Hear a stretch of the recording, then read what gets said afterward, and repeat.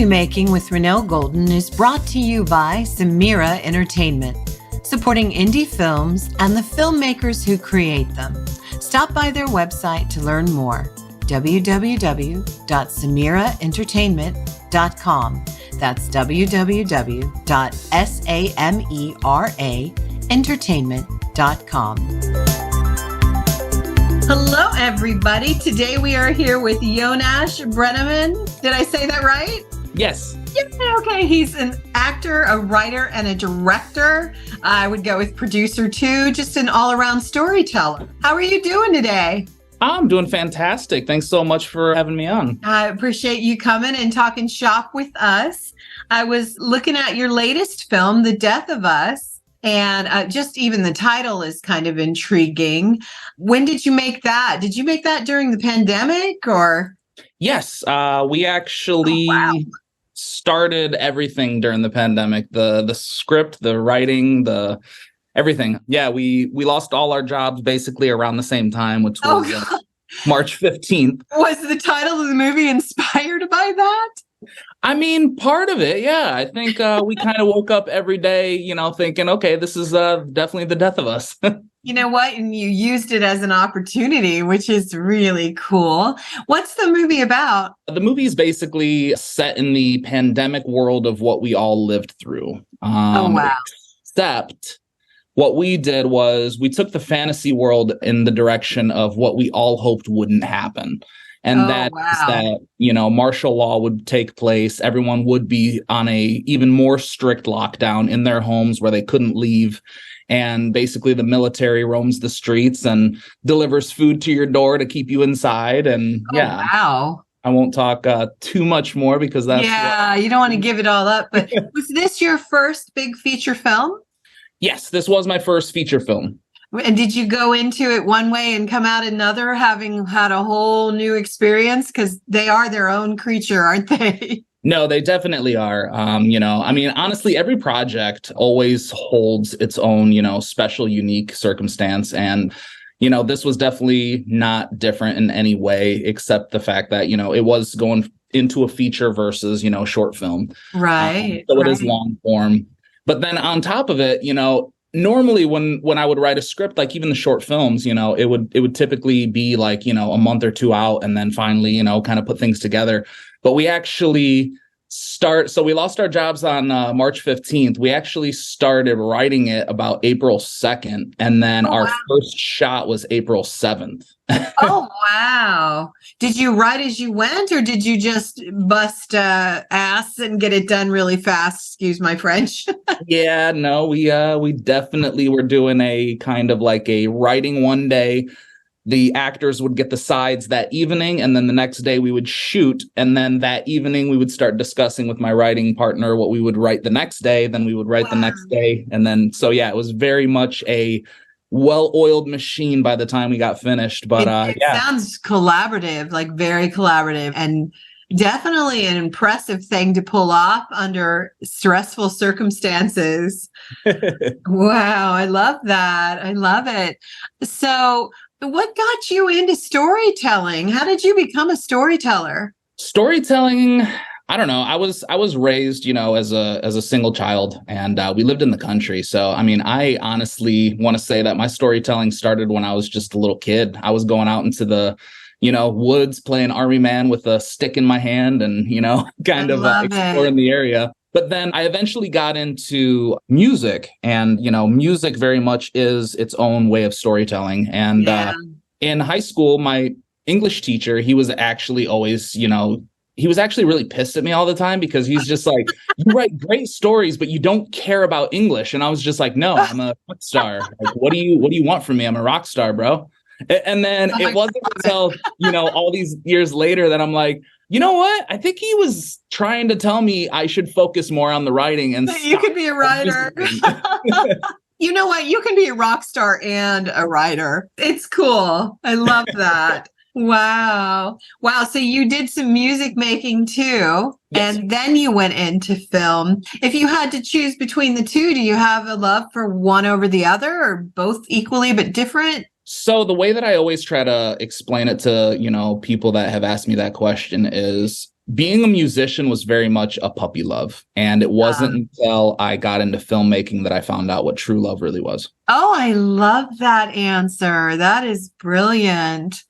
Wow. Yeah. You know what? I had started in the music industry and then Nice. got married, had kids, but it was funny because until I found writing and filmmaking, which was after a big event, life event, altering event kind of thing, I never knew I could love anything as much as I love music. And it turned out I love screenwriting and filmmaking more. It's beautiful. Your answer is just, I love that answer. I wish I had that all those years. That is so cool. So when you made your first film, were you just hooked or did you have to grow into loving it? So it actually started when I came out here. I came out to California. It's probably about 13 years ago now. And I came out here with a brand new demo CD. I was ready to, hit the ground running. And I was like, wow, I am so late to the game right now with the music that I'm doing. So I was like, maybe I'll try, dabbling into acting. And I love acting. And what happened was during the acting process, I would go into, these audition rooms. And while reading the scripts and the sides, I just would sit there and go, I can't believe you're getting money for this. Because 9 out of 10 scripts were just atrocious. And I was like, I can do this. And of course, it was not ultimate success right off the gate. My first script, I looked at it and I was like, wow, yeah, maybe this is a little harder than I thought. But, I kind of grew into it. The first thing that we did was actually a little web series called Belligerent Drunks and Paranoid Stoners. And, wow. Great title. That's fun. And I got a couple of my friends together. My friend was like, hey, we can use my house. And it was somewhere in Toluca Lake, I believe. And so we basically made this, 5-part series. It's actually still on YouTube. Oh, cool. And, it was super fun. And, that's where I actually met my writing partner. And then from there, we kind of transformed Belligerent Drunks to Blazed and Loaded. And nice. We actually wrote, the pilot and wrote kind of like a season arc line and everything. And then we started really dabbling into drama. And we found out that I was just like, wow, I really like this process and storytelling. And then I fell in love with gritty dramas, really telling stories that make people feel. Yeah. Yeah. And and then, like you were saying earlier, big life event. Me and my partner split up. I fell into depression for a couple of years. And it was one of those things that was kind of like, you got to either pick yourself up or just call it quits. And I knew that I wasn't done with this life yet. So the journey we all go to once in a while. Yeah. Yeah. I wrote this script that's called The Last Retreat. And it's basically about 6 people that go up to the mountains to kill themselves. And that script, really changed my life. And it really allowed me to become the writer that I've been searching for, for the last, You had to deal with some really deep topics, it sounds like. Yeah. Wow. And then, have you made that film yet? No, that film is something that's definitely my baby project. It's like a bucket list kind of film and you hang on to it, make sure you do it. Yeah, because I've had offers. People are like, "Oh, we'll take this." I'm like, "No, I need to direct this. Like, this is my life spread across 6 characters." Oh, wow. Wow. So I held on to that one, but I got into, and because of that, I was like, okay, well, no one wants to give me a chance because I've never directed anything except that goofy web series. So I started directing a couple of short films. One of my short films called Walk of Shame ended up actually going to, I want to say, over 30 festivals. We took home a lot of awards, including Best Actress, Best Film. Great. And it kind of really set me on that path of, okay, I can direct. I can where you belonged. Yeah. Wow. And then it was kind of one of those things after, 3-4 short films. I was like, okay, I'm ready for that next step. And I was like, I need the time. I need the money. I need something to happen in my life for that to happen. So I like to think that COVID happened solely because of me. I love that. I love it. Yes. So the world shut down and the universe. You started up. Oh my God, that's awesome. It's very inspiring. We kind of went through that too, because I had just taken my son in 2019 December as my writing partner, business partner in filmmaking. Mhm. And we were making our first feature in February, and March came, COVID shut us down, the investor pulled, and we're like, oh my God, what do we do now? And we were sad until the fall, and we're like, we can't let this stop us. So we did make a feature, and we wrote it in 9 days. And we kind of benefited from the pandemic. I don't know how you put that nicely, because obviously it was a horrible thing, but it did turn out to be, it is what you make it. You know how people always say that kind of thing? Yeah. And you Yeah, did no. it. The Death of Us. Oh my gosh. Wow. So your movie's out in distribution now? Yeah, so the movie came out on Vudu on March 17th, I believe. Oh, awesome. And then over the course of the next couple of months, we ended up getting picked up on, I want to say it was like Xfinity, Verizon Fios. Good. Now you can find us on Amazon. You can also find us on Tubi. That is good. Those are some great places. I hear good things about most of those platforms. I hear about them all the time. That's very good. Exciting. If people want to learn more about you, where can they find you and find this film? So you can find The Death of Us on Instagram. We have an Instagram page. We used to have a website, but the website just felt almost, I don't know. I know a lot of people like to have websites for their films and stuff like that, back in the day, but I feel we're in a day and age now that it's kind of just like, who wants to necessarily go to a website? You want to just go to the Instagram, kind of live vicariously through what the day-to-day lives of these people are. So we try to post, consistently that way, people can kind of stay in the know.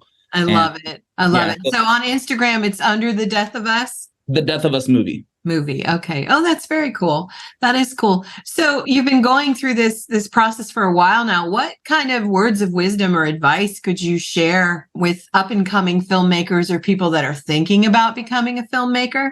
Honestly, the biggest thing of advice that, it was even given to me when I was younger, and it kind of would just tick me off because I was like, what do you mean? Of course, but right. Honestly, the biggest thing is, don't give up. You need to go out there and you need to keep that trade in your back pocket. Know what you want to do.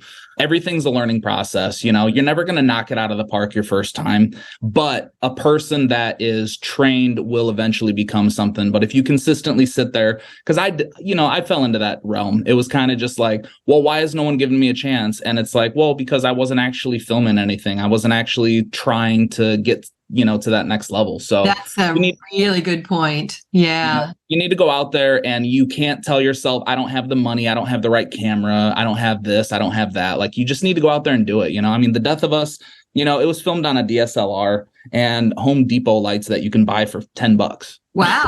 And you made it happen, and you got distribution. That speaks volumes to passion and what do you call it when people are, you're kind of resourceful. You don't have a way, you find a way. I guess that's the word. I don't know. Yeah, no, you need to be resourceful, you need to, use, honestly, when it comes to lighting, especially, use the best light in the world is the sun. So use it to your advantage. Yeah. When we would film inside the house, we knew that okay, in the morning, great light would come through the living room window, but then at night it wouldn't. So, or in the evening, so you need to know your location and, see the pattern of the sun and use that to your advantage. And bounce boards do a lot more than any light could actually, that's very interesting too. So, well, what kind of projects do you have coming up in the future? Do you have something you're working on now?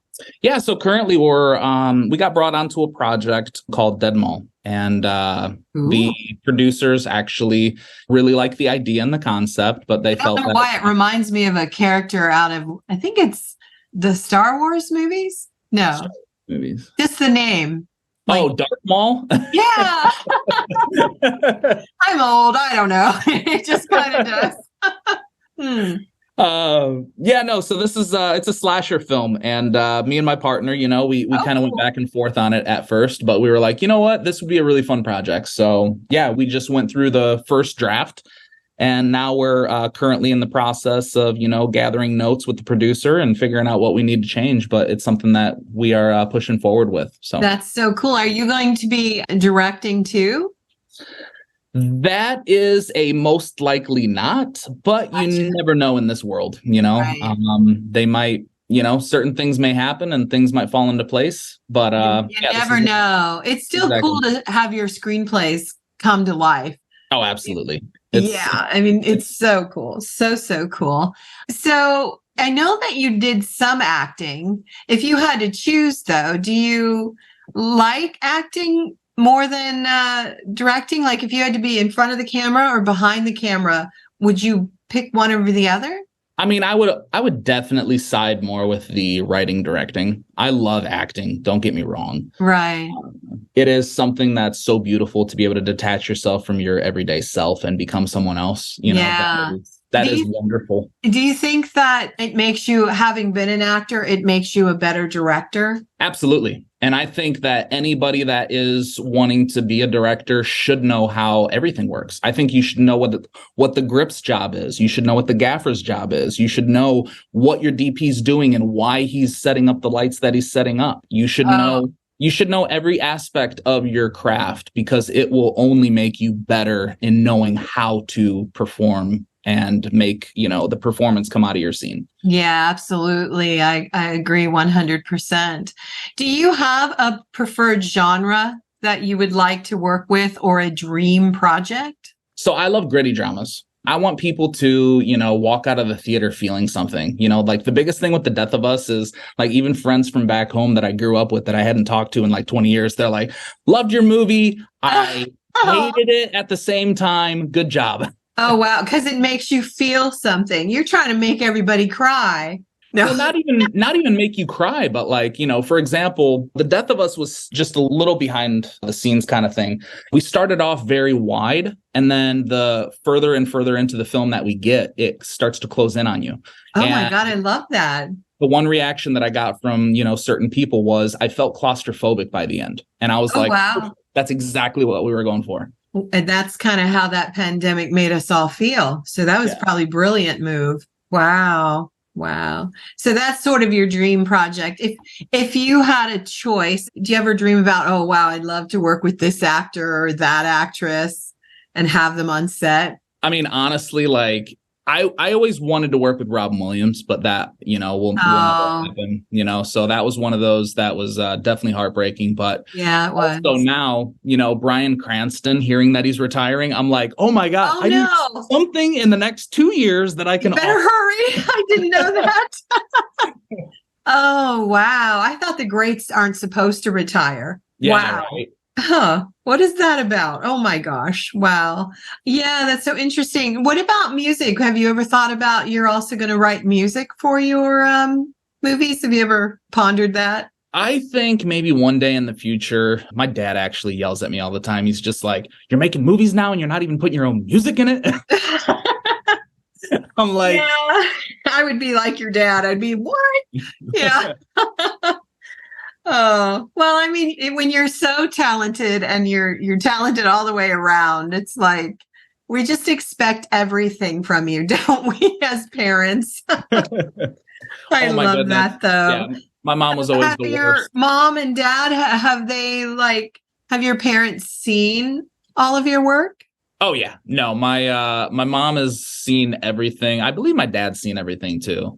Oh, that's very cool. But yeah, my mom, she's been the greatest support, ever since I was a kid. Being the only child, she was always just like, I wish you would just get your grades together, go to college. And I'm just like, Mom, I'm not going to college. And the second that she actually saw me perform on stage when I was 17, she understood why. She was like, I will always have your back. Aw, that's a wonderful thing. Wow. Yeah, I have 2 kids. I get that from the mom's perspective, but from the artist's perspective, I knew, I'm only going to make music. Yeah. So I get that more. So when you were putting together you were like, okay, I'm going to jump in and I'm going to make films. How did you figure out how to put together a team?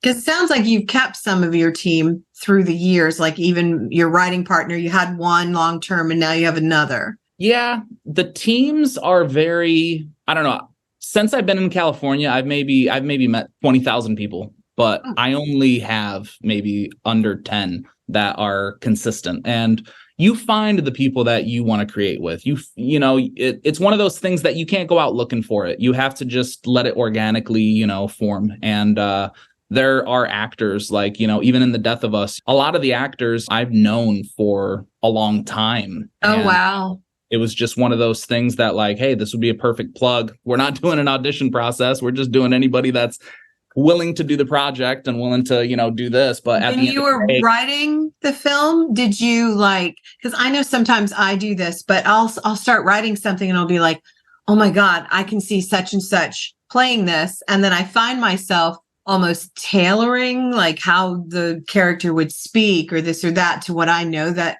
that actor or actress can do and do very well. Did you mhm, find yourself doing that? sometimes, not always. Gotcha.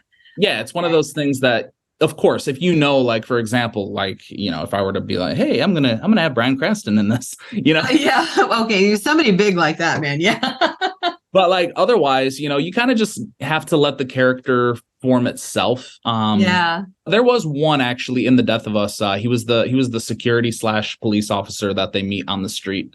He's never acted before, Wow. and but we also knew because it was out on the street. He also was still doing security at the time, so we knew in order to film that scene, He could we be needed perfect. somebody around that wouldn't allow the cops to mess with us. So I asked him, I was Oh, like, can you be a part of this? Because the cops won't mess with us. But then at the same time, I would love you to act in it. did he do good? Yeah, he did fantastic. And it's Wow. That's because, cool. yeah, because we tailored it to, I was like, I just need you to be you. And he started acting. And I'm like, stop acting. Just be you. Oh, that's so funny. I love that. That is really cool. I love it when I have a lot of people that are like first timers.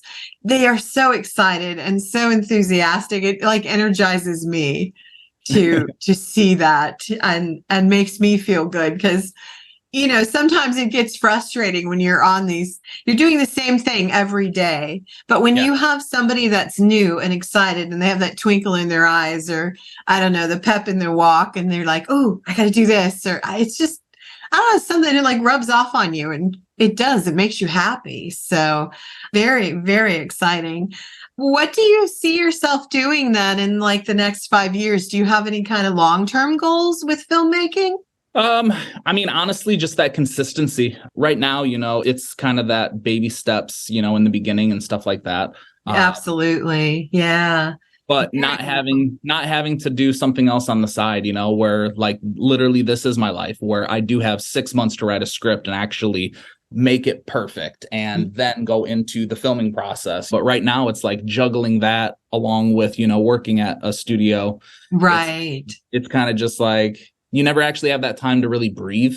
Oh, yeah, I can't imagine. But so you originally your first project was sort of like a television project. Do you think you would ever go back into series work? Would you end up wanting to ever do that? Oh, I would love to. I mean, me and my partner, we have a couple ideas for series, and I would love series, You because know, it'll help you to it's tell your story cool. over the course of 12 hours. Yeah. Oh, wow. Well, the cool thing about series is you really get to grow those characters Mhm. and build that world. And that's like one of my dreams. I'm like, let's make a series. Yeah. Oh, that's so cool though. All right. So for people to find you, they will find you under The Death of Us and probably your name Yeah. out there. Yonash Breneman. I'm on Instagram, Facebook, the things that were 10 years ago. I'm not on the new stuff like the TikTok and whatever. You're not on Threads. What's that new one that came out? I don't even remember. I think it's Oh, yeah. Threads. Yeah. yeah. I'm not sure how to use it yet, but I'm going to try. I'm going to pretend I'm young. But Yeah. No, when I saw Threads, I'm like, I'll see you in 5 years. yeah, yeah. I'm like, I gotta no. 5 years is good.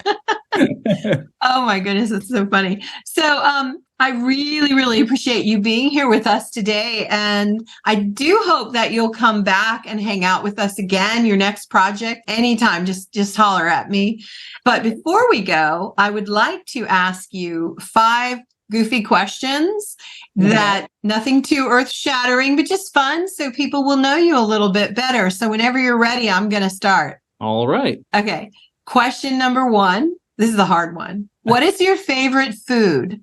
My favorite food will probably be svíčková. It's a dish from the Czech Republic. It's basically like a carrot-based gravy that you put on dumplings. And normally is like a nice cut of, either like a beef tenderloin or something that goes in it. Oh, very cool. Very cool. And now I learned a new dish. I love that. Okay. What is something in your life that inspires you or motivates you? Failure. Oh, really? Yeah. That's a powerful answer. We need to fail in order to succeed.